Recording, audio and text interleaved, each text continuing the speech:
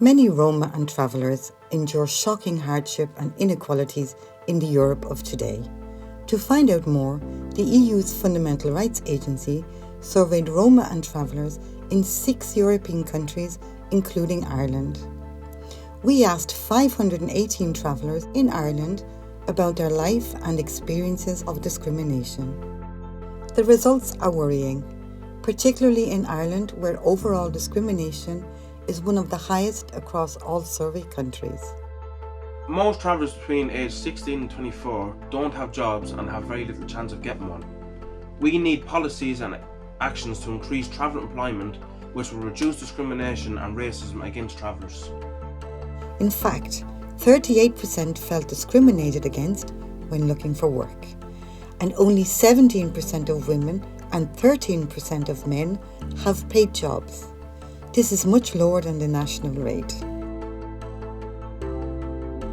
Then when it comes to housing, 92% of travellers say that there are not enough places for them to live, especially appropriate halting sites. Not only that, over 2/3 of travellers felt discriminated when trying to rent or buy a place to live. It would be good to see traveller accommodation issues are fixed, so that there will be less stress and worry for me and for my family. When it comes to poverty, about 31% of travellers live in a household that cannot afford basic items such as food and heating. This is 6 times more than people generally in Ireland.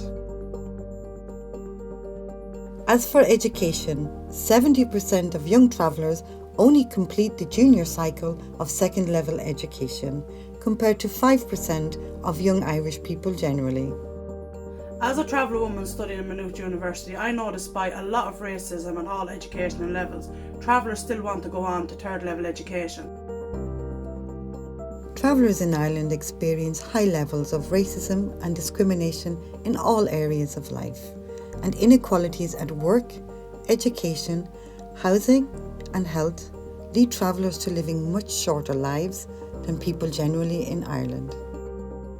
In 1986, for the first time, we learned that travellers died a lot younger than the settled population in Ireland.